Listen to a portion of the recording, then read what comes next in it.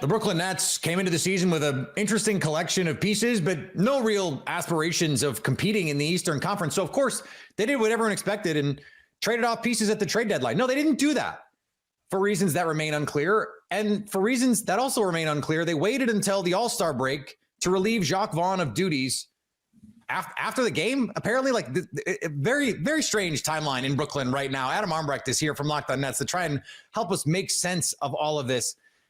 Adam, can you explain to me anything that the Nets have decided to do, attempted to do this season? It all seems very bizarre to me. Yeah, Peter, they say shooting from the hip isn't always the best NBA policy, but I think Brooklyn's bold in that sense. And most GMs don't survive their third or fourth and what could be a fifth coach potentially. But that's the way that the Nets like to do things.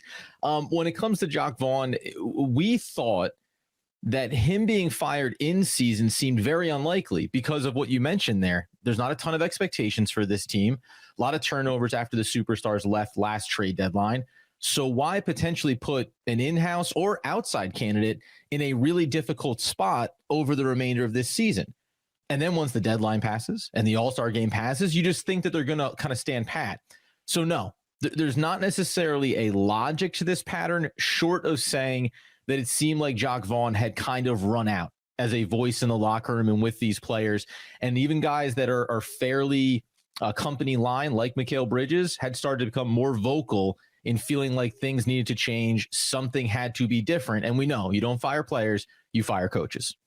Okay, that makes sense, I guess, to a point. But if you liked the roster, you knew a couple weeks ago what was going on with the performance, 21-33 at this point here with 30 games left or just under. So what is going to be the explanation for why this happens when, okay, we like our guys, we know we're not performing well, but we're not going to sell off. Like I'm still trying to figure out how you reconcile what they did at the deadline with this, or are you basically just telling me don't try to ascribe logic where there is none? I wouldn't mind putting a little bit of that onto this. Don't look for answers where maybe logic is not going to prevail. But what I would say too is last year, you think about the incoming players, Mikal Bridges, Cameron Johnson. You also obviously get Dorian Finney-Smith. Royce O'Neal was there prior, but then he gets moved at this deadline. Spencer Dinwiddie comes in. He gets moved at this deadline.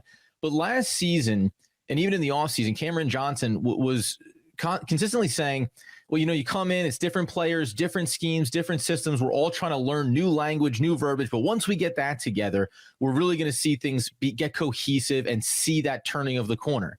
Now, there's two things that end up happening. Whether or not you should rely on Ben Simmons to be healthy and a focal point of your team, that maybe could be mistake one. But it seemed like Jacque Vaughn was heavily dependent on a healthy Ben Simmons. So when he goes out, I think you start to see the erosion of, well, what was the system? How have you worked and gotten better at this? And there was a lot of language used by Jacque Vaughn in post games going back to the offseason and the start of this season saying, I think we're learning a lot of good lessons. The players are starting to understand things. We're going to get over that hump. 21-33. At a certain point, whatever you're trying to apply, one of two things is happening.